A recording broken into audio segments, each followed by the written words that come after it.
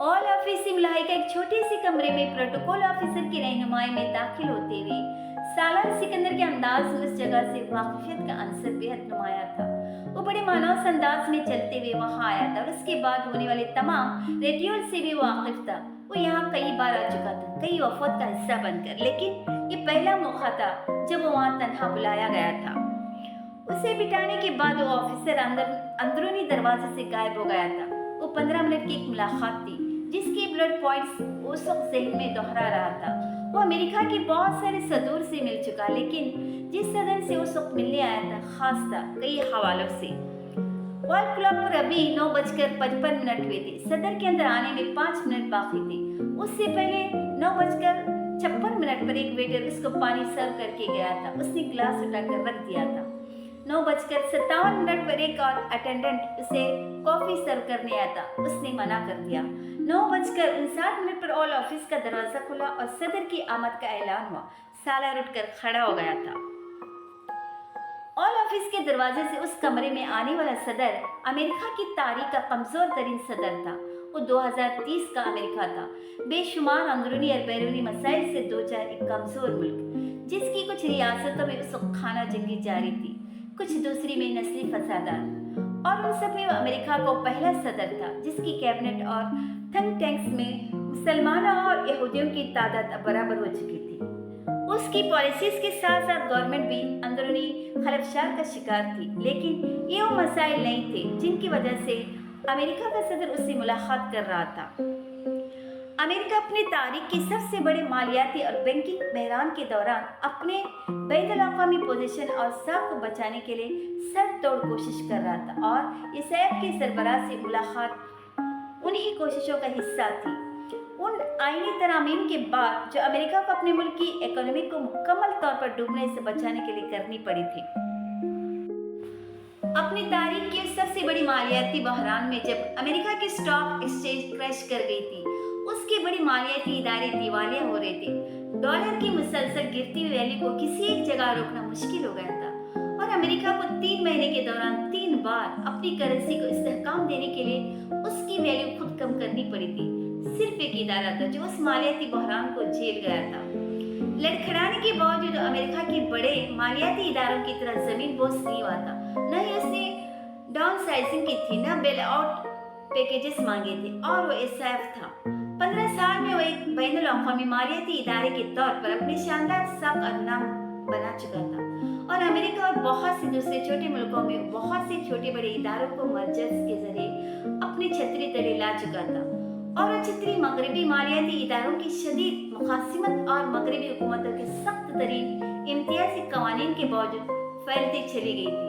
15 सालों में एसआईएफ ने अपनी सर्वाइवल और तरक्की के लिए बहुत सारी जंगें लड़ी थी, और उनमें से हर जंग चुमक्की थी, लेकिन एसआईएफ और उससे मुंसलिक अफराद डटे रहे थे, और 15 साल की इस मुख्तसर मुद्दत में मालियाती दुनिया का एक बड़ा मगरमच्छ अब एसआईएफ भी था, जो अपनी बका के लिए लड़ी जाने वाली इन तमाम जंगों के बाद अब बेहद मजबूत हो चुका था। अमेरिका, यूरोप और एशिया की बड़ी मार्केट से, लेकिन ये अफ्रीका था जिस पर एसआईएफ मुकम्मल तौर पर काबिज था। वो अफ्रीका जिसमें कोई गोरा 2030 में एसआईएफ के बगैर कोई मालियाती ट्रांजैक्शन करने का तस्वर भी नहीं कर सकता था। अफ्रीका एसआईएफ के हाथ में नहीं था, सालार सिकंदर के हाथ में था, जिसे अफ्रीका और इसके लीडर्स नाम और चेहरे से पहचानते थे। पिछले 15 सालों में सिर्फ सालार का इदारा वो वाहिद इदारा था जो अफ्रीका के कई ममालिक में बदतरीन खाना जंगी के दौरान भी काम करता रहा था, और उससे मुंसलिक वहाँ काम करने वाले सब अफ्रीकी थे, और एसआईएफ के मिशन स्टेटमेंट पर यकीन रखने वाले, जो ये जानते थे जो कुछ एसआईएफ उनके लिए कर रहा था और कर सकता था, वहाँ दुनिया का कोई और मालियाती इदारा नहीं कर सकता था। एसआईएफ अफ्रीका में इब्तिदाई दौर में कई बार नुकसान उठाने के बावजूद वहाँ से निकला नहीं था। वो वहाँ जमा और डटा रहा था, और उसकी वहाँ बका की बुनियादी वजह सूद से पाक वो मालियाती निज़ाम था जो वहाँ की लोकल इंडस्ट्री और इंडस्ट्रियल्स को न सिर्फ सूद से पाक कर्जे दे रहा था, बल्कि उन्हें अपने वसाइल से उस इंडस्ट्री को खड़ा करने में इंसानी वसाइल भी फराहम कर रहा था। पिछले 15 सालों में एसआईएफ की अफ्रीका में तरक्की की शरह एक स्टेज पर इतनी बढ़ गई थी कि बहुत से दूसरे मालियाती इदारों को अफ्रीका में अपना वजूद कायम रखने के लिए एसआईएफ का सहारा लेना पड़ा था। सालार सिकंदर सियाह फाहों की दुनिया का बेताज बादशाह था। उसकी पहचान बैनुल अक़वामी थी। अफ्रीका के मालियाती निज़ाम की कुंजी SIF के पास थी और सालार सिकंदर के उस दिन व्हाइट हाउस में बैठे होने की एक वजह ये भी थी। अमेरिका वर्ल्ड बैंक को दिए जाने वाले फंड्स में अपना हिस्सा अदा करने के काबिल नहीं रहा था और वर्ल्ड बैंक को फंड्स की फराहमी में नाकाम रहने के बाद उससे सरकारी तौर पर अलहदगी इख्तियार कर रहा था। वर्ल्ड बैंक उससे पहले एक मालियाती इदारे के तौर पर बुरी तरह लड़खड़ा रहा था। ये सिर्फ अमेरिका नहीं था जो मालियाती बहरान का शिकार था। दुनिया के बहुत से दूसरे ममालिक भी उसी कसाब बाजारी का शिकार थे और उस अफरा तफरी में हर एक को सिर्फ अपने मुल्क की इकोनॉमी की परवाह थी। अक़वाम मुत्तहिदा से मुंसलिक वर्ल्ड बैंक और IMF जैसे इदारों के जरिए तरक्की पसीर ममालिक की इक़्तिसादियत पर काबिज रहना अब न सिर्फ नामुमकिन हो गया था बल्कि दुनिया की तरक्की याफ्ता ममालिक में आए हुए मालियाती बहरान के बाद अभी बेकार भी हो गया था। वर्ल्ड बैंक का वो सफेद हाथी था जिससे वो सारी इस्तेमारी कुव्वतें जान छुड़ाना चाहती थी और कई जान छुड़ा चुकी थी। अक़वाम मुत्तहिदा को चार्टर जो अपने मेंबरान को वर्ल्ड बैंक के इदारे को फंड्स फराहम करने का पाबंद करता था, अब मेंबरान के अदम ताउन और अदम दिलचस्पी के बाद कागज के पुर्जे से ज्यादा अहमियत नहीं रखता था। अक़वाम मुत्तहिदा अब वो इदारा नहीं रहा था जो बैनुल अक़वामी बरादरी को सैकड़ों सालों से चलने वाले एक ही मालियाती निज़ाम में पिरोए रहने पर मजबूर कर सकता। दुनिया बदल चुकी थी और घड़ी की सुइयों की रफ्तार के साथ मज़ीद बदलती जा रही थी और उस रफ्तार को रोकने की एक आखिरी कोशिश के लिए अमेरिका के सदर ने SIF के सरबराह को वहां बुलाया था। एवान हॉकन्स ने अंदर दाखिल होते हुए अपने उस पुराने हरीफ को खैर मुकद्दमी मुस्कुराहट देने की कोशिश की जो उसके इस्तकबाल के लिए मुअद्दिबाना और बेहद बावकार अंदाज में खड़ा था। सियासत में आने से पहले एवान एक बड़े मालियाती इदारे का सरबराह रह चुका था। सालार सिकंदर के साथ उसकी सालों पुरानी वाकिफियत भी थी और रिकाबत भी। SIF ने अमेरिका में अपनी तारीख का पहला बड़ा मर्जर इसके इदारे को खाकर किया था और इस मर्जर के बाद एवान को अपने ओहदे से फारिग कर दिया गया था। वो आज अमेरिका का सदर था लेकिन वो नाकामी और बदनामी आज भी उसके पोर्टफोलियो में एक दाग के तौर पर मौजूद थी। ये एवान की बदकिस्मती थी कि इतने सालों के बाद वो उसी पुराने हरीफ की मदद लेने पर एक बार फिर मजबूर हुआ था। वो उसके दौर सदारत में उसे धूल चटाने आन पहुंचा था। ये उसकी कैफियत थी। सालार की नहीं, वो वहाँ किसी और एजेंडे के साथ आया था। उसका ज़हन कहीं और फंसा हुआ था। सालार सिकंदर चेहरे पर एक गर्मजोश मुस्कुराहट का नकाब चढ़ाए एवान ने सालार का इस्तकबाल तेज रफ्तारी से उसकी तरफ बढ़ते हुए यूं किया था जैसे वो हरीफ नहीं रहे थे, बेहतरीन दोस्त थे जो व्हाइट हाउस में नहीं किसी गल्फ कोर्स पर मिल रहे थे। सालार ने उसकी खैर मुकद्दमी मुस्कुराहट का जवाब भी उतनी खुशदिली के साथ मुसाफा करते हुए दिया था। दोनों के दरमियान रस्मी कलमात का तबादला हुआ। मौसम के बारे में एक आध बात हुई जो अच्छा था और उसके बाद दोनों अपनी अपनी नशिस्त संभाल कर बैठ गए थे। वो 1-on-1 मुलाकात थी। कमरे के दरवाजे अब बंद हो चुके थे और वहाँ उन दोनों का स्टाफ नहीं था और उस 1-on-1 मुलाकात के बाद उन दोनों की एक मुश्तरका प्रेस कॉन्फ्रेंस थी जिसके लिए इस कमरे से कुछ फासले पर एक और कमरे में दुनिया भर के सहाफ़ी बेताबी से बैठे हुए थे। उस मुलाकात से पहले उन दोनों की टीम के अफराद कई बार आपस में मिल चुके थे, एक फ्रेमवर्क वो डिस्कस भी कर चुके थे और तैयार भी। अब उस मुलाकात के बाद बाज़ाब्ता तौर पर वो दोनों वो ऐलान कर रहे थे जिसकी भनक मीडिया को पहले ही मिल चुकी थी। अमेरिका भी वर्ल्ड बैंक के जरिए नहीं SIF के जरिए दुनिया की तरक्की पसीर ममालिक में घुसना चाहता था, खास तौर पर अफ्रीका में, और उसके लिए वर्ल्ड बैंक से बाज़ाब्ता अलहदगी इख्तियार कर रहा था। मगर उसके सामने मसला सिर्फ एक था, अमेरिका का एजेंडा SIF के एजेंडे से मुख्तलिफ था और उस मुलाकात में सालार सिकंदर को एक बेहद इनफॉर्मल अंदाज में एक आखिरी बार उन अमेरिकी मफादात के तहफ़्फ़ुज़ की याद दहानी करवानी थी। अमेरिका SIF की टीम के बहुत सारे मुतालिबात मानकर उस फ्रेम और पर तैयार हुआ था। ये वो अमेरिका नहीं रहा था जो बंदूक की नोक पर किसी से भी कुछ भी करवा सकता था। ये इंतशार का शिकारी खोखला होता मुल्क था जो बात सुनता था, मुतालिबात मानता था और अपनी पोजीशन से पीछे हट जाता था या फिर आखिरी हरबे के तौर पर अपने मफादात की खातिर वो करता था जो इस बार भी इस मीटिंग के अच्छे या बुरे नतीजे के साथ पहले से मशरूत था। मीटिंग का नतीजा वैसा ही निकला था जैसा ऐवान की तवक्का थी। सालार सिकंदर को एसएफ के एजेंडे के हवाले से कोई अबहम नहीं था, न ही अमेरिकी हुकूमत के एजेंडे के हवाले से। वह अमेरिकी हुकूमत की मदद करने पर तैयार था, उस फ्रेमवर्क के तहत जो उसकी टीम ने तैयार किया था, लेकिन ईसाफ को अमेरिका का तर्जुमान बनाने पर तैयार नहीं था। उसने ऐवान की तजवीज को शुक्रिया के साथ रद्द कर दिया था। दो मगरमच्छों के दरमियान दुश्मनी हो सकती थी, दोस्ती नहीं, मगर दुश्मनी के साथ भी वो एक ही पानी में रह सकते थे, बड़े मोहतात और पुरअमन तरीके से अपनी अपनी हदूद में। और उसने ऐवान को भी यही मशवरा दिया था जिससे ऐवान ने इत्तेफाक किया था। सालार सिकंदर से उन्हें जैसे जवाब की तवक्का थी, उन्हें वैसा ही जवाब मिला था। एसएफ को अब एक नई सरबराह की जरूरत थी जो ज्यादा फ्लेक्सिबल होता और ज्यादा समझदार भी। सालार सिकंदर में उन दोनों चीजों की अब कुछ कमी हो गई थी, यह ऐवान का अंदाजा था। CIA को एसएफ के नए सरबराह के बारे में तजावीज़ देने से पहले एसएफ के पुराने सरबराह को हटाने के लिए अहकाम दे दिए गए थे, और इस मीटिंग के बाद हुआ था। उससे पहले ऐवान ने सालार सिकंदर के साथ उस प्रेस कॉन्फ्रेंस में शिरकत की थी जिसमें अमेरिका ने बाकायदा तौर पर मुल्क में होने वाली मालियाती क्राइसिस से हटने के लिए न सिर्फ एसएफ की मदद लेने का ऐलान किया था, बल्कि एसएफ के साथ तय पाने वाले इस फ्रेमवर्क का भी ऐलान किया था, जिसकी मंजूरी सदर ने बेहद दबाव के बावजूद दे दी थी। ऐवान हॉकिंस को उस ऐलान के वक्त वैसी तस्दीक महसूस हो रही थी जैसे उसने उस वक्त महसूस की थी जब उसकी मालियाती इदारे का मर्जर एसएफ के साथ हुआ था, जिसके बाद वो अपने ओहदे से फारिग हो गया था। उसे यकीन था तारीख इस बार अपने आप को कुछ मुख्तलिफ तरीके से दोहराने वाली थी। इस दफा स्क्रीन से गायब होने वाले उसका पुराना हरीफ था, वो नहीं। रईसा सालार की जिंदगी पर अगर कोई किताब लिखने बैठता था, लिखने बगैर नहीं रह सकता था कि वो खुशकिस्मत थी। जिसकी जिंदगी में आती थी उसकी जिंदगी बदलना शुरू कर देती थी। वो जैसे पांच पत्थर जैसा वजूद रखती थी, जो उससे छू जाता सोना बनने लगता। सालार सिकंदर के खानदान का हिस्सा बनने पर भी उनकी जिंदगी में बहुत सारी तब्दीलियां ले आई थी, और अब हिशाम से मुंसलिक होने के बाद उसकी जिंदगी की उस खुशकिस्मती के दायरे ने हिशाम को भी अपने घेराव में लेना शुरू कर दिया था। बहरीन में होने वाली इस तैयारी के हादसे में आमिर समेत शाही खानदान के कुछ अफराद हिलाक हुए थे। वो दरअसल बहरीन की बादशाहत के हिस्सेदारों की हिलाकत थी। पीछे रह जाने वाला वली अहद बेहद नौजवान, ना तजुर्बाकार अवाम से बहुत दूर था, और उस हल्के में बेहद नापसंदीदा था जो अमीर का हल्का था।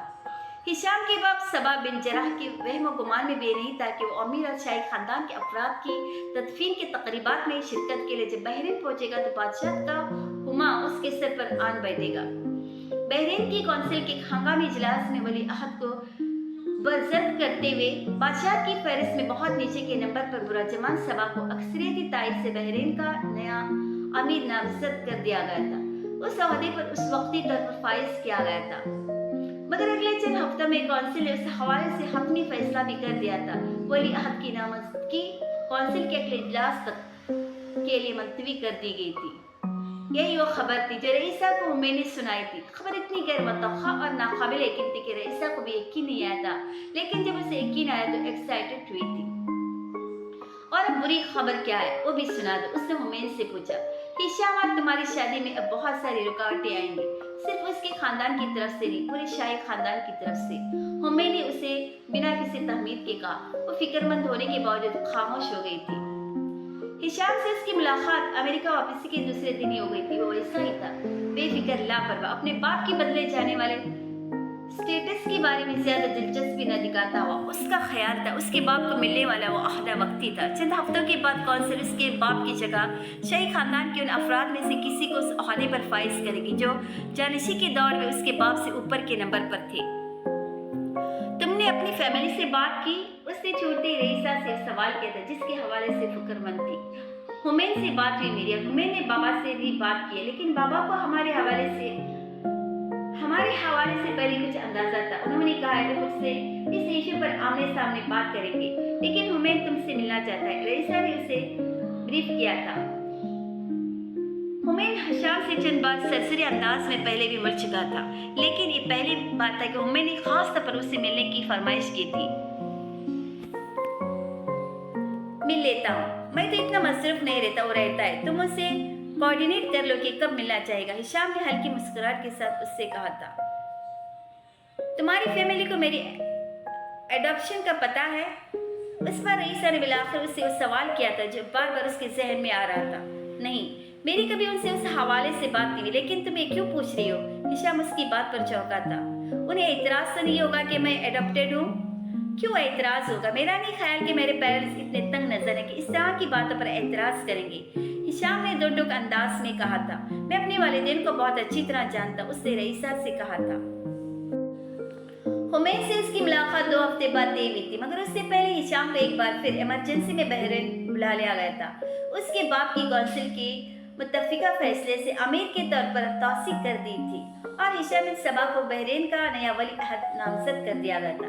एक खुसूसी तैयारी के जरिए हिशाम को बहरीन बुलाया गया था। वहाँ पहुंचने पर एक खबर मिलने पर उसने सबसे पहले फोन पर रईसा को इत्तला दी थी। वो बेहद खुश था। रईसा चाहते भी खुश नहीं हो सकी। वो एक आम आदमी से एकदम एक खास आदमी हो गया था। हुमैन की बात इसकी कानों में गूंज रही थी। हिशाम बहुत जल्दी में था। उन दोनों के दरमियान सिर्फ एक आध मिनट की गुफ्तगू हो सकी थी। फोन बंद होने के बाद रईसा के लिए सोच के बहुत सारे दर खुल गए थे। वो फेरी टेल्स पर यकीन नहीं करती थी, क्योंकि उसने जिस फैमिली में परवरिश पाई थी वहाँ कोई फेरी टेल नहीं थी। वहाँ इत्तेफाकत और इनकलाबात नहीं थे। करियर जिंदगियां नाम सब मेहनत से बनाई जा रही थी और रईसा सालार को अपने सामने नजर आने वाली वो फेरी टेल भी एक शराब लग रही थी। वो एक अरब अमेरिकन से शादी करना चाहती थी, एक अरब बादशाह से नहीं। उसे लग्जरीज की ख्वाहिश नहीं थी और उसकी जिंदगी के मकासद और थे। और चंद दिन पहले तक उसके और हिशाम की जिंदगी के मकासद एक जैसे थे। अब वो लम्हा भर में रेल की पटरी पर जाने वाले ट्रैक 2 ट्रैक बने हुए थे। मुखालिफ सिमत में जाने वाले एक दूसरे ट्रैक हो गए थे। वो बहुत गैर जज्बाती होकर अब हुमैन की इस गुफ्तगू को याद कर रही थी जो उसने हिशाम के हवाले से की थी, और वो तब की थी जब हिशाम वाली अहद नहीं बना था। उसे अब जानना था कि हुमैन हिशाम के बारे में अब क्या सोचता था। हिशाम के हवाले से खबर भी हुमैन ने ही उसे उस रात दी थी जब वो सोने की तैयारी कर रही थी। एक कॉन्फ्रेंस अटेंड करने के लिए मॉन्ट्रियल में था। मैं जानती हूँ, उसने जवाबन टेक्स्ट किया। मुझे मुबारकबाद देनी चाहिए, अफसोस करना चाहिए। जवाबन टेक्स्ट आया था। उसकी मिजाज से वाक़िफ़ था। मुस्कुरा दी। तुम्हारी राय क्या है? उसने जवाबन पूछा। अफसोसनाक खबर है। जानती हूँ। उसने हुमैन के टेक्स्ट पर इत्तिफाक किया। जवाबन उसकी कॉल आने लगी थी। इतना भी अपसेट होने वाली बात नहीं। हुमैन ने हेलो सुनते ही बड़ी खुशगवार लहजा में उससे कहा था। वो उसकी आवाज का अंदाज पहचानता था। मैं अपसेट तो नहीं हूँ, बस ये सब गैर मतौखा, इसलिए रईसा ने बात अधूरी छोड़ दी। मेरे लिए गैर मतौखा नहीं, ये मुझे अंदाजा था उसका, उससे जवाबन कहा था। तो फिर अब? रईसा ने एक बार फिर अधूरे जुमले में उससे मसले का हल पूछा। तुमने कहा था तुम उस प्रपोजल के हवाले से बहुत ज्यादा जज्बाती रही हो। हुमैन इत्मीनान से लम्हा भर में तस्वीर का सियाह तरीन पहलू उसे दिखाया, यानी हिशाम को भूल जाने का मशवरा दिया। You really think so?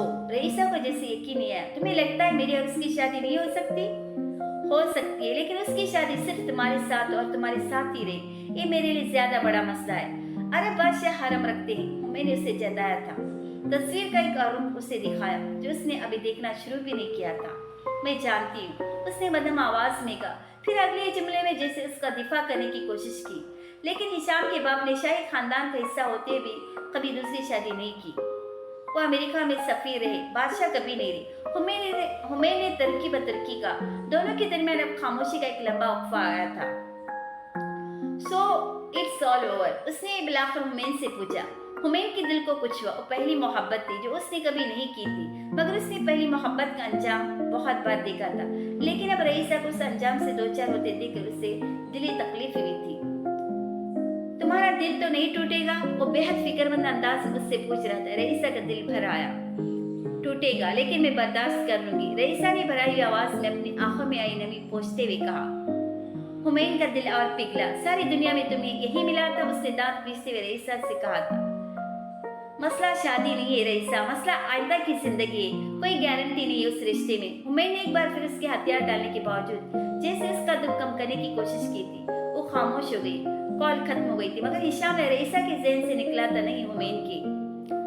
अगले दिन के अखबारात न सिर्फ बहरीन के नए अमीर और वली अहद के बारे में तस्वीरों और खबरों से भरे हुए थे, बल्कि उन खबरों में एक खबर नए अली अहद हिशाम बिन सबा की मंगनी की भी थी, जो बहरीन के हिलाक होने वाले अमीर की नवासी से तय पा रही थी।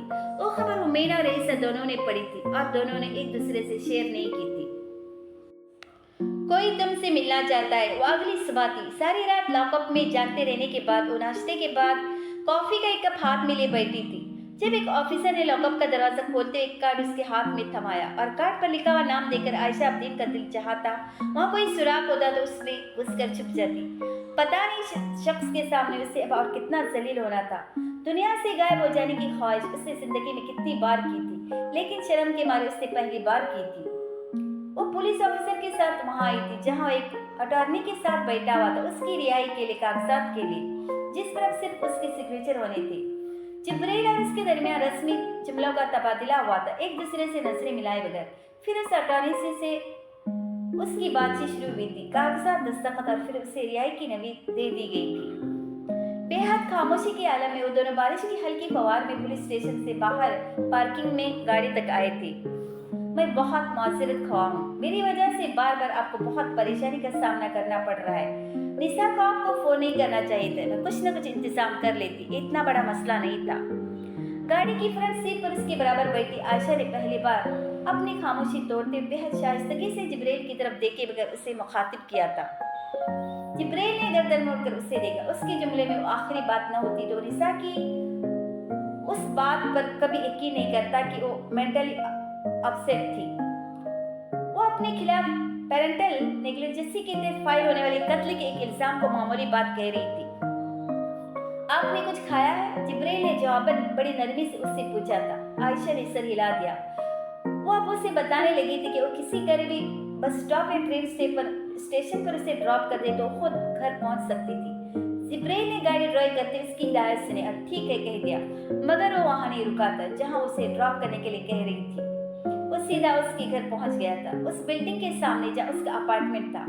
आयशा ने उससे ये नहीं पूछा था कि उसे उसके घर का एड्रेस कैसे पता था। वो उसका शुक्रिया अदा करके गाड़ी से उतरने लगी तो जिब्राइल ने उससे कहा, कॉफी का एक कप मिल सकता है? वो ठिठकी और उसने पहली बार जिब्राइल का चेहरा देखा। घर पर कॉफी खत्म हो चुकी है। वो कुछ हफ्तों से ग्रोसरी नहीं कर सकी, इसने कहते हुए दोबारा दरवाजे के हैंडल पर हाथ रखा। मैं चाय भी पी लेता हूँ। जिब्राइल ने उसे फिर रोका। मैं चाय नहीं पीती, इसलिए लाती भी नहीं। आयशा ने इस बार उसे देखे बगैर गाड़ी का दरवाजा खोल दिया। पानी तो होगा आपके घर? जिब्राइल अपनी तरफ का दरवाजा खोलकर बाहर निकल आया। उसने गाड़ी की छत के ऊपर से उसे देखते हुए कहा। इस बार आयशा उसे सिर्फ देखती रही थी। उसका अपार्टमेंट इस कदर साफ सुथरा और खूबसूरती से सजा हुआ था कि अंदर दाखिल होते ही जिब्राइल चंद लम्हों के लिए ठिठक गया था। जिन हालात का शिकार थी वह किसी और तरह का मंजर देखने की तवक्का कर रहा था। आपकी एस्थेटिक्स बहुत अच्छी है, वो आयशा से कहे बगैर नहीं रह सका। आयशा ने जवाबन कुछ भी नहीं कहा। अपना लॉन्ग कोट उतारते दरवाजे के पीछे लटकाते लॉन्च में सीधा किचन एरिया की तरफ गई। कुछ भी कहे बगैर उसने एक कैबिनेट खोलकर कॉफी का जार निकाल लिया था और फिर पानी गर्म करने लगी थी। जिब्राइल लॉन्च में खड़े उस जगह का जायजा ले रहा था जहां आने वाला कोई शख्स भी जान जाता कि उस घर में एक बच्चा था जो उस घर में रहने वालों की जिंदगी का मखौर था। लॉन्च में प्ले एरिया में असफन के खिलौने पड़े हुए थे। दीवारों पर जगह जगह आयशा और उसकी तस्वीरें। जिब्राइल ने नजरें चुरा ली थी। पता नहीं उस गिल्ट को क्या कहता, उसका क्या करता जो बार बार आयशा अब्दीन के बच्चे के हवाले से उसे होता था। उसने मुड़कर आयशा को देखा था। वो बेहद मैकेनिक के अंदाज में उसके लिए कॉफी का एक कप तैयार कर रही थी, यूं जैसे वो कोई वेटर्स थी। पूरे हमाक से एक एक चीज को ट्रे में सजा कर रखते हुए बाकी हर चीज से बेखबर, उस चीज से भी कि वहां जिब्राइल भी था। वो कॉफी की ट्रे लेकर लॉन्च में आ गई थी। सेंटर टेबल पर कॉफी के कप के ट्रे रखते हुए कुछ कहे बगैर सोफा पर बैठकर उससे पूछने लगी, शुगर? मुझे कॉफी कड़वी नहीं लगती। जिब्राइल उससे कुछ फासले पर बैठ गया। Milk cream? आयशा ने शुगर पॉट छोड़ते बाकी दो चीजों के बारे में पूछा जो ट्रे में रखी हुई थी। ये भी नहीं, मुझे कुछ देर में हॉस्पिटल के लिए निकलना है। जिब्राइल ने अब मजीद कुछ कहे बगैर वो कप उठा लिया था जो आयशा ने मेज पर उसकी तरफ बढ़ाया था। उसने बड़ी खामोशी से कॉफी पी, कप दोबारा मेज पर रखा और फिर अपनी जेब से एक लिफाफा निकालकर मेज पर रखते हुए उससे कहा, इसे आप मेरे जाने के बाद खोलिए, फिर अगर कोई सवाल हो तो मेरा नंबर ये है। उसने खड़े होते हुए जेब से एक विजिटिंग कार्ड निकालकर मेज पर उसी लिफाफा के पास रख दिया।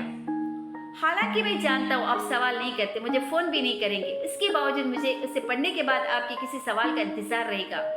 आयशा ने खामोशी से मेज पर पड़ी उस लिफाफे और कार्ड को देखा, फिर सर उठाकर खड़े जिब्राइल को دنیا میں اسے تمیز اور تہذیب والے مرد کہاں پائے جاتے؟ اس نے سامنے کھڑے مرد کو دیکھتے ہوئے سوچا تھا، اور اگر پائے جاتے تو ان میں سے کوئی اس کا نصیب کیوں نہیں بناتا؟ وہ کھڑی ہو گئی تھی۔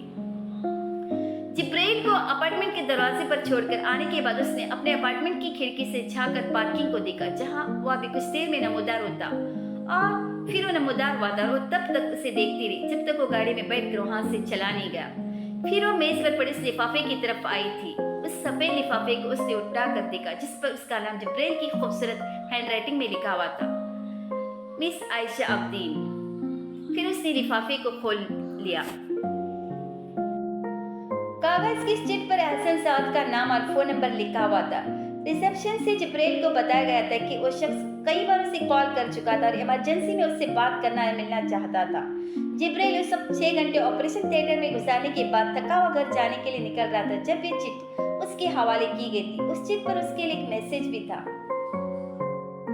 ٹیلیسکوپ سے اس نے ایک بار پھر اس بینکویٹ ہال کی کھڑکی سے اندر نظر ڈالی۔ ہال میں سیکیورٹی کے لوگ اپنی اپنی جگہ پر مستعد تھے۔ کیئر ٹیکر سٹاف بھی اپنی اپنی جگہ پر تھا۔ اس بینکویٹ ہال کا داخلی دروازہ اس قد آدمی کھڑکی کے بالکل سامنے تھا، جس کھڑکی کے بالمقابل 60 فٹ چوڑی تو رویہ مین روڈ کے پار ایک عمارت کی تیسری منزل کے ایک اپارٹمنٹ میں موجود تھا۔ اس اپارٹمنٹ کے بیڈ روم کی کھڑکی کے سامنے کرسی رکھے وہ ایک جدید سنیپر رائفل کی ٹیلیسکوپک سائٹ سے کھڑکی کے پردے میں موجود ایک چھوٹے سے سوراخ سے اس بینکویٹ ہال میں جھانک رہا تھا۔ بینکویٹ ہال کا داخلہ دروازہ کھلا ہوا تھا اور کوریڈور میں استقبالی قطار اپنی پوزیشن لے چکی تھی۔ اس کی گھڑی پر 9:02 ہوئے تھے۔ مہمان 9:15 پر اس کوریڈور میں داخل ہونے والا تھا اور تقریباً 1 گھنٹہ اور 15 منٹ وہاں گزارنے کے بعد وہ وہاں سے جانے والا تھا۔ مہمان کے اس ہوٹل میں پہنچنے سے اس کی روانگی کے بعد تک اس علاقے میں تقریباً 1.5 گھنٹے کے لیے ہر طرح کا مواصلاتی رابطہ جام ہونے والا تھا۔ اس سیکیورٹی کے ہائی الرٹ کی وجہ سے تھا۔ 1.5 گھنٹے کے بعد وہاں سیل فون اور متعلقہ کوئی ڈیوائسز کام نہیں کر سکتی تھی، لیکن وہ ایک پروفیشنل ہٹ مین تھا۔ اس سے پہلے بھی اس طرح کی ہائی الرٹس میں کامیابی سے کام کرتا رہا تھا۔ اس کو ہائر کرنے کی وجہ بھی اس کی کامیابی کا تناسب تھا جو تقریباً 100% تھا۔ وہ صرف 2 لوگوں کو مارنے میں ناکام رہا تھا اور اس کی وجہ اس کے نزدیک اس کی بری قسمت تھی۔ پہلی بار اس کی رائفل لاسٹ سیکنڈز میں اس اسٹینڈ سے ہل گئی تھی جس پر وہ رکھی تھی، اور دوسری بار کا قصہ طویل تھا۔ وہ پچھلے 2 مہینے سے اس اپارٹمنٹ میں رہ رہا تھا۔ اس دن سے تقریباً 1 مہینہ پہلے سے جب وہ یہ ہوٹل اس بینکویٹ کے لیے مختص کیا گیا تھا، جنہوں نے اسے اس اہم کام پر مامور کیا تھا۔ اس تقریب کے لیے اس ہوٹل اور ہوٹل کے اس بینکویٹ ہال کا انتخاب کرنے والے بھی وہی تھے۔ اس مہمان کو ختم کرنے کا فیصلہ 4 ماہ پہلے ہوا تھا۔ وقت، جگہ اور قاتل کا انتخاب بہت ماہرانہ طریقے سے بڑے غور و خوض کے بعد کیا گیا تھا۔ اس مہمان کے سال کی مکمل مصروفیات کی شیڈول میں سے مقام، ملک اور ممکنہ قاتلوں کے نام شارٹ لسٹ کیے گئے تھے۔ پھر ہر جگہ اور تاریخ پر ہونے والے اس حادثے کے اثرات پر سیر حاصل بحث کی گئی تھی۔ فوری اثرات اور اس سے نمٹنے کی حکمت عملی پر بات کی گئی تھی۔ ممکنہ رد عمل کے نقصانات سے بچنے کے لیے منصوبے تیار کیے گئے تھے۔ ایک قاتلانہ حملے کے ناکام ہو جانے کی صورت میں ہونے والے ممکنہ رد عمل اور نقصانات پر غور کیا گیا تھا، اور ہر میٹنگ کے بعد کام کی جگہ اور تاریخیں بدلتی رہی تھی، لیکن قاتل ایک ہی رہا تھا کیونکہ وہ موزوں ترین تھا۔ اس شہر میں اس تاریخ پر اس تقریب کے لیے سیکریٹری کی وجوہات کی 32 مختلف ہوٹلز کا نام لسٹ میں رکھا گیا تھا، لیکن اسے ہائر کرنے والے جانتے تھے کہ تقریب کہاں ہوگی۔ اس سے 2 ماہ پہلے ہی اسے اپارٹمنٹ میں رہائش پذیر 27 سالہ لڑکی سے دوستی کرنے کے لیے کہا گیا تھا۔ اس لڑکی کے 4 سالہ پرانے بوائے فرینڈ سے بریک اپ کے لیے ایک پروفیشنل کال گرل کا استعمال کیا گیا تھا، جو اس کے کار ڈیلر بوائے فرینڈ سے ایک کار خریدنے کے بہانے ملی تھی اور اسے ایک ڈرنک کی آفر کر کے ایک بوتل لے گئی تھی۔ اس کال گرل کے ساتھ گزارے وقت کی ریکارڈنگ دوسرے دن اس لڑکی کو میل میں موصول ہو گئی تھی۔ اس کا بوائے فرینڈ نشے میں تھا، اسے پھنسایا گیا تھا اور یہ سب ایک غلطی تھی، لیکن اس کے بوائے فرینڈ کی کوئی تعویل اس کے غصے اور رنج کو کم نہیں کر سکتی تھی۔ اس کی گرل فرینڈ کے لیے بات اس لیے بھی زیادہ تکلیف دہ تھی، زیادہ ناقابل برداشت تھی، کیونکہ وہ 3 ہفتے بعد شادی کرنے والے تھے۔ اس نے اپنے بوائے فرینڈ کا سامان گھر کے دروازے سے باہر نہیں پھینکا تھا، اسے اپارٹمنٹ کی کھڑکی سے باہر پھینکا تھا۔ سڑک پر بکھرے سامان کو اکٹھا کرتے ہوئے خود کا اور اس کال گرل کو کوستے ہوئے بھی اس کا بوائے فرینڈ یہ سوچ رہا تھا کہ چند ہفتوں میں اس کا غصہ ٹھنڈا ہو جائے گا اور وہ دونوں دوبارہ اکٹھے ہو جائیں گے۔ جنہوں نے ان کا تعلق ختم کروایا تھا انہیں اس بات کا اندیشہ بھی تھا۔ چنانچہ معاملات کو پوائنٹ آف नोरिट्रन तक पहुंचाने के लिए उस लड़की के कंप्यूटर को हैक किया गया था। उसकी और उसकी गर्लफ्रेंड की बेहद काबिल एतराज़ तस्वीरों को उसकी ईमेल आईडी के साथ बहुत सारी वेबसाइट्स पर अपलोड कर दिया गया था। एक जैसे ताबूत में आखिरी कील थी। उस लड़की ने अपनी बॉयफ्रेंड की ईमेल आईडी से भेजा हुआ पैगाम पढ़ा था, जिसमें लिखा था कि उसने अपने ब्रेकअप के बाद उसकी सारी पिक्चर्स को काबिल एतराज़ वेबसाइट से अपलोड कर दिया है। उसकी गर्लफ्रेंड ने पहले वो लिंक्स विजिट किए थे, फिर अपनी बॉयफ्रेंड की उस कॉल गर्ल के साथ वीडियो को अपलोड किया था और उसके बाद अपने साबिका बॉयफ्रेंड को उसके शोरूम में जाकर उसके कस्टमर्स के सामने उस वक्त पीटा था जब उन्हें एक जदीद मॉडल की गाड़ी तकरीबन बेचने में कामयाब हो चुका था। Happy families drive this car उसने तकरीबन 56 बार ये जुमला उस जोड़े के सामने दोहराया था जो टेस्ट ड्राइव के लिए वहाँ मौजूद थे, और उसके साथ उसने 156 बार ये झूठ भी बोला था कि किस तरह खुद भी उस कार को ज़ाती इस्तेमाल में रखने की वजह से उसका और उसकी गर्लफ्रेंड का रिलेशनशिप मजबूत हुआ था। उसके बॉयफ्रेंड को मार खाने पर इतना शौक नहीं लगा था। 4 साल कोर्टशिप में अपनी गर्लफ्रेंड की हाथों शहर की तकरीबन हर मशहूर पब्लिक प्लेस पर पिट चुका था, और ये तो बहरहाल उसका अपना शोरूम था। जितना उसे अपनी गर्लफ्रेंड के इल्ज़ाम सुनकर शौक लगा था, उसके चीखने चिल्लाने और सफाइयाँ देने के बावजूद उसकी गर्लफ्रेंड को यकीन था कि उसने शराब के नशे में यह हरकत की होगी, वरना उसकी ज़ाती लैपटॉप में मौजूद तस्वीरें उसकी ईमेल एड्रेस के साथ कौन अपलोड कर सकता था। उस ब्रेकअप के एक हफ्ते के बाद वो नाइट क्लब में उससे मिला था। चंद दिन उनकी मुलाकातें उसी बेमकसद अंदाज में होती रही थी। वो मेडिक टेक्नीशियन थी और उसने अपना तारुफ पेंटर के तौर पर करवाया था। वो हर बार उस लड़की को ड्रिंक्स की कीमत खुद अदा करता था। चंद दिन की मुलाकातों के बाद उसने उसे घर पे मदऊ किया था और उसके बाद वहाँ का आना जाना ज्यादा होने लगा था। वो उस बिल्डिंग के अफराद के रेगुलर विजिटर का तासर देना चाहता था और 2 माह के अरसे में उस अपार्टमेंट की दूसरी चाबी बनवा चुका था, और एक हफ्ता पहले उस लड़की की अदम मौजूदगी में उसके अपार्टमेंट पर वो स्नाइपर राइफल और कुछ दूसरी चीजें भी मुंतकिल कर चुका था। वो जानता था उस तकरीब से एक हफ्ता पहले उस इलाके की तमाम इमारतों पर सिक्योरिटी चेक होगा। वो तब ऐसा कोई बैग स्कैनिंग के बगैर इमारत में मुंतकिल नहीं कर सकेगा, और उस वक्त भी उस इलाके की तमाम बिल्डिंग्स बेहद टाइट सिक्योरिटी में थे। वो एक रेगुलर विजिटर न होता तो उस बिल्डिंग में दाखिल नहीं हो सकता था। उस बिल्डिंग से 50 मील दूर उसकी गर्लफ्रेंड को अस्पताल में किसी इमरजेंसी की वजह से रोक लिया गया था, वरना उस वक्त तो अपने अपार्टमेंट पर होती। पार्किंग में खड़ी उसकी कार के चारों टायर पंक्चर थे, और अगर उन दोनों चीज़ों से किसी न किसी तरह बचकर भी घर रवाना हो जाती तो रास्ते में उसको चेक करने के लिए कुछ और भी इंतजाम किए गए थे। 9:13 हो रहे थे। वो अपनी राइफल के साथ मेहमान के इस्तकबाल के लिए बिल्कुल तैयार था। जिस खिड़की के सामने वो था, होटल के बैंक्वेट हॉल की वो खिड़की बुलेट प्रूफ शीशे की बनी हुई थी।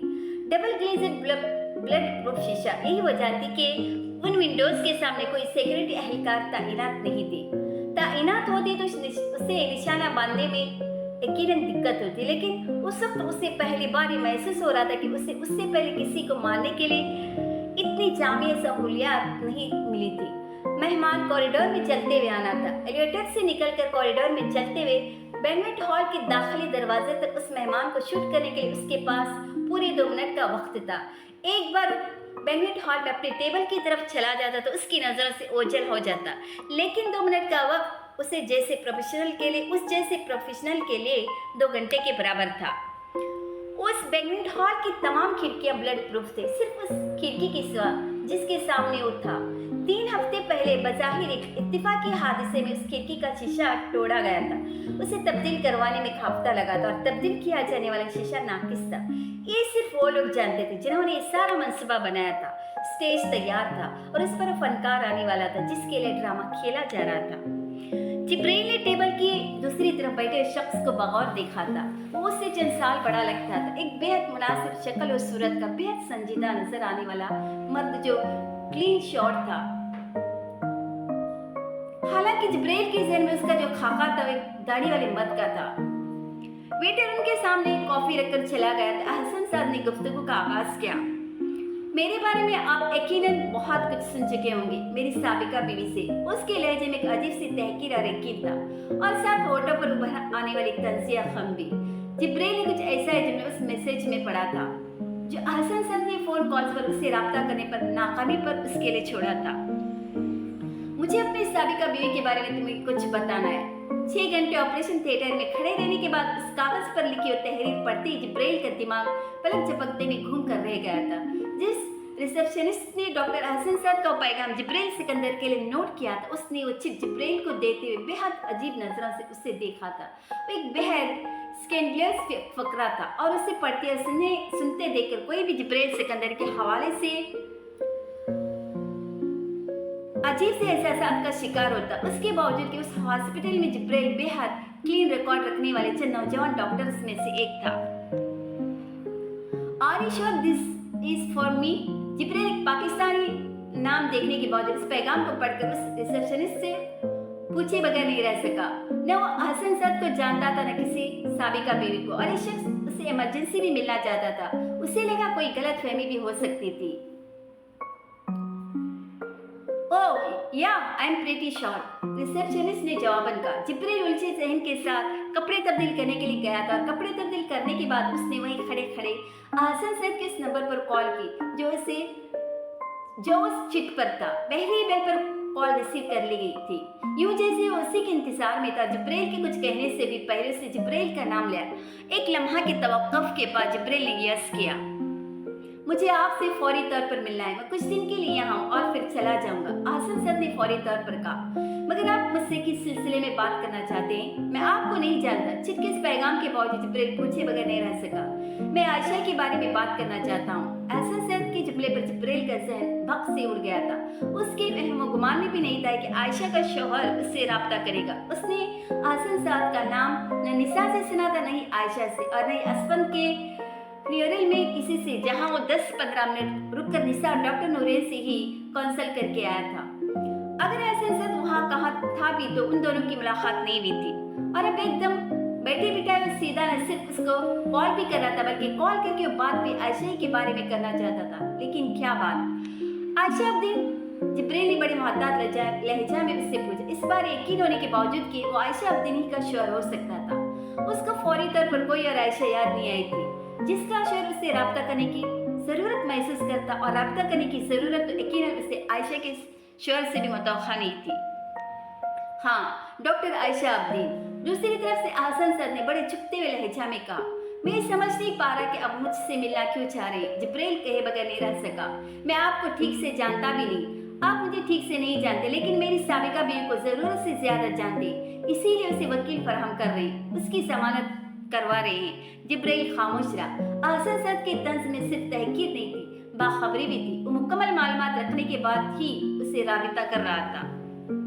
मैं आपके हॉस्पिटल से ज्यादा दूर नहीं हूँ और मैं ज्यादा वक्त भी नहीं लूंगा आपका, क्योंकि आप भी मसरूफ है। फालतू वक्त मेरे पास भी नहीं, लेकिन आपसे मिलना इसलिए जरूरी है क्योंकि एक मुसलमान के तौर पर मैं आपको इस खतरे से आगाह करना चाहता हूँ जिसका अंदाजा आपको नहीं है, और चाहता हूँ आप वो गलती न करें जो मैंने की। अहसन सद बहुत लंबी बात करता था।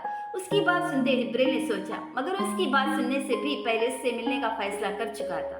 वो अहसन सद से मिलकर उसे कहना चाहता था कि वो आयशा के खिलाफ वो केस वापस ले ले जो उसने फाइल किया था।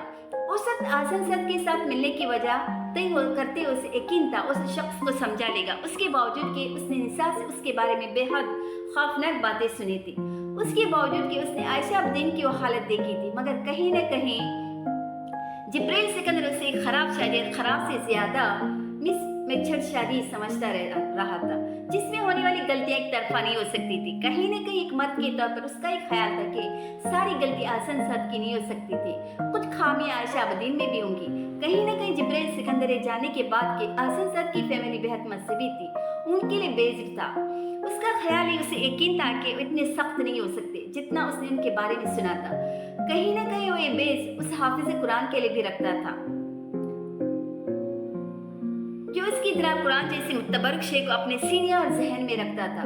वो ये मानने पर तैयार ही नहीं था कि जिस दिल में कुरान महफूज किया गया था वो इतना सख्त और बेरहम हो सकता था। उसे यकीन था जो भी कुछ था उसमें गलत फहमियों का ज्यादा कसूर होगा, पूरी नीयत और अमाल की निस्बत, और उसी ख्याल के साथ अहसन सद से मिलने आया था, उस यकीन के साथ कि उसे समझा लेगा और उस झगड़े को खत्म करवा देगा। और अहसन सद से मुसाफा करने, कॉफी पीने के लिए उस मेज पर बैठने तक उसका यकीन कायम रहा था, जो अहसन सद की गुफ्तगू के आगाज के साथ ही हुआ होना शुरू हो गया था। आयशा ने कभी मुझसे आपके हवाले से बात नहीं की। जिब्राइल ने इस पर नजरें जमाई, नरम लहजे में कहा। अहसन सद कहिका मार कर हंसा। जिब्राइल अपनी बात मुकम्मल नहीं कर सका, उसे समझ नहीं आई उसकी गुफ्तगू में हंसने वाली क्या बात थी। मैं ना तो बेवकूफ़ हूँ नहीं बच्चा। उसने उस कहिके के इख्तिताम पर जिब्राइल से कहा, मुझे यकीन है तुम न बेवकूफ़ और नहीं बच्चे और न मैं ऐसा समझता हूँ। जिब्राइल ने जवाबन बड़े मोहतात अंदाज में कहा, then stop creating me like one. Ahsan साहब ने एक बार फिर उसकी बात बीच में काटते हुए कहा था। उसकी आवाज़ सब बुलंद थी, माथे पर बलर होंठ पीछे हुए। उसने कॉफ़ी के इस कप को हाथ से दूर धकेल दिया था जिससे कुछ देर पहले उसने एक सीप लिया था। कॉफी झलक कर मेज पर गिरी थी। उसके दोनों हाथ अब मुट्ठियों की शक्ल में बीचे हुए मेज पर थे। सेकेंड्स के अंदर हसन सर ने किसी गिरगिट की तरह रंग बदला था। वो अब शदीद गुस्सा में नजर आ रहा था। जिब्राइल को समझ नहीं आई थी कि उन चंद जुमलों में जिनका तबादला उनके दरमियान हुआ था ऐसा क्या था जो उसे इस तरह गजब ना करता। तुम उस औरत के गारंटर बने हुए हो और तुम उसे कह रहे हो कि उसने तुमसे मेरे बारे में कभी कुछ नहीं कहा। उसकी आवाज अब पहले से भी ज्यादा बुलंद हुई थी। आसपास के टेबल्स पर बैठे लोगों ने गर्दनें मोड़कर उनको देखा। जिब्राइल ने एक नजर अतराफ में मुड़ती गर्दनों को देखा, फिर बेहद सर्द महरी से उससे कहा, अगर तुम इस आवाज और अंदाज में मुझसे बात करना चाहते हो तो मैं यहाँ एक मिनट भी मस्जिद जाया नहीं करना चाहूंगा। जिब्राइल ने कहते एक हाथ से अपना वॉलेट जेब से निकाला, दूसरे हाथ को फिजा में जरा सा बुलंद करके वेटर को अपनी तरफ मतवजा किया और उसे बिल लाने का इशारा किया। हसन सद को एकदम ही एहसास हुआ उस सामने बैठे शख्स को गलत तरीके से हैंडल करने की कोशिश कर रहा था। मैं अपने बेटे की कत्ल की वजह से इस कदर फ्रस्ट्रेट हूँ कि आई एम सॉरी। वो अगले ही लम्हे गिरगिट की तरह एक बार फिर रंग बदल गया था। अब उसकी आवाज हल्की थी, बीच में मुट्ठियां ढीली पड़ गई थी और वो एक हाथ से अपना माथा और कनपटियां रगड़ रहा था। जिब्राइल ने उस तब्दीली को भी इतनी ही बारीकी से देखा था जितनी बारीकी से उसने पहली तब्दीली देखी थी और उसने हसन साहब की मौजरत को कबूल किया था। तुम मेरे मुसलमान भाई और मैं चाहता हूँ कि तुम इस धोखे से बचा लो जो मैं नहीं खाया। उसका अगला जुमला जिब्राइल के सर के ऊपर से गुजर गया था। हसन सर अब बेहद नरम और धीमे अंदाज में बात कर रहा था, बेहद शाइस्तगी के साथ। जिब्राइल ने टोके बगैर उसे बात करने दी। मेरी बीवी एक कैरेक्टरलेस औरत है। जिस तरह उसने तुम्हें उल्लू बनाया है अपनी मजलूमियत इस्तेमाल करके, उसी तरह तुमसे पहले दर्जनों को बना चुकी है। वो किसी भी मर्द को मिनटों में अपनी मुट्ठी में करके उंगलियों पर नचा सकती है। उसके लहजे में आयशा के लिए इतना जहर मौजूद था कि जिब्राइल दम बखुद रह गया था। वो जिन लोगों में उठता बैठता था वहाँ तलाक भी होती थी, ब्रेकअप भी, मगर कोई अपनी बीवी के बारे में इस तरह की गुफ्तगू नहीं करता था जिस तरह की गुफ्तगू हसन कर रहा था। मेरा आयशा के साथ किसी किस्म का कोई ताल्लुक नहीं था और मैं समझ नहीं पा रहा कि तुम्हारी बातों को इल्जामात समझे या गलत फहमी। जिब्राइल मुदाखलत के बगैर नहीं रह सका था। ये हकाइक है, ऐसा नहीं जवाबन का। जो भी है मुझे उनमें दिलचस्पी नहीं। आयशा एक बहुत अच्छी लड़की है और मैंने सिर्फ इसलिए उसकी मदद की क्योंकि उसकी बहन मेरी क्लास फेल थी। आसन उसकी बात काटी, तुम उसकी बहन को जानती हो, उस औरत को नहीं, उस फाहिशा हराफा को नहीं। Language please. जिब्राइल का चेहरा और कानों की रुई वक्त सुर्ख हुए थे। वो हसन से इस तरह के अल्फाज की तवक्का कर रहा था। तुम अगर उस औरत को जानते होते तो तुम्हें उन अल्फाज पर कभी एतराज न होता। ये उससे ज्यादा गंदे अल्फाज डिजर्व करती है। हसन की जुबान वैसे ही चलती रही थी। वो तुम्हारी बीवी रह चुकी है, तुम्हारे एक बच्चे की माँ है। कम से कम तुमसे अल्फाज डिजर्व नहीं करती। बीवी बुरी हो सकती है, माँ भी, मगर औरत की इज्जत होती है ना। इतनी रेस्पेक्ट तो दिखाओ उसके लिए। जिब्राइल बेहद ठंडे मिजाज का था, लेकिन जो गुफ्तगू सुन रहा था वो जैसे ठंडे मिजाज के शख्स को खौला देने के लिए भी काफी था। जो औरत बीवी रह चुकी है उसकी क्या इज्जत। हसन सर ने जवाब नहीं दिया था, अपनी ज़हनियत को उसके सामने नंगा करके रख दिया था। Then I pity on you. और उस औरत को भी जो तुम्हारी बीवी रही। जिब्राइल ने बेहद सर्द लहजे में उससे कहा था। उसे अंदाजा हो गया था वो गलत शख्स को समझाने बैठा था। उससे तुम्हारा कोई रिश्ता नहीं, फिर तुम्हें क्यों तकलीफ हो रही है। हसन सर ने जवाब उसे झलसाने वाली मुस्कुराहट के साथ कहा था, तुम उसे जानते ही कितना कि एक शौहर की राय को रद्द कर रहे हो। मैं उसे 16 साल की उम्र से जानता हूँ, उसे भी, उसकी फैमिली को भी, और एक बहुत अच्छी लड़की थी और है। हसन साहब के चेहरे पर एक रंग आकर गुजरा था। So I was right, it was an old affair. Shut up, you are sick. Jibrail को अब अपने सर में दर्द महसूस होने लगा था। उसे लग रहा था वो थोड़ी देर में हसन साहब के साथ उसकी तरह गालम गलोच पर उतर आएगा। वो शख्स किसी भी इन्फ्यूरेट करने की सलाहियत रखता था। वो किसी को भी पागल कर सकता था। तुम मुझसे किस लिए मिलने आए हो? जिब्राइल ने उस बिल जैकेट के अंदर बिल की रकम रखते हुए बेहद बेजारी से कहा, जो वेटर बहुत पहले रख गया था। ये जैसे हसन साहब के लिए इशारा था कि वो वहां से जाना चाहता था। मैं तुम्हें सिर्फ उस औरत के बारे में बताने आया था कि जिब्राइल ने बेहद दृष्टि से इसकी बात काटी और मैं इंटरेस्टेड नहीं हूँ उसके या उसके किरदार के बारे में कुछ भी सुनने में। I am just not interested. क्योंकि वो क्या है, कैसी है, मेरा मसला नहीं है। Is that clear to you? फिर तुम उस औरत को सपोर्ट करना बंद कर दो, आसन साहब ने जवाब उससे कहा था। मैं उसे इसलिए सपोर्ट कर रहा हूँ क्योंकि कोई माँ अपनी औलाद को नहीं मार सकती। वो नेग्लिजेंट हो भी तो भी उस नेग्लिजेंसी का मतलब ये नहीं कि वो उस औलाद को मारना चाहती थी और उसके खिलाफ कत्ल का केस कर दिया जाए। जिब्रील अब बेहद ब्लंट हो रहा था। ये शायद हसन का रवैया था जिसने उसका सारा लिहाज मिनटों में गायब कर दिया था। तुम पहले तय करो कि तुम्हें आयशा से नफरत है, क्यों? उसकी औरत होने की वजह से, बीवी होने की वजह से, कैरेक्टरलेस होने की वजह से, या अपने बेटे को मारने की शबा की वजह से? तुम बैठ कर ये तय करो कि तुम्हारी इतनी गहरी नफरत की वजह क्या? जिब्रील उससे कहता गया था।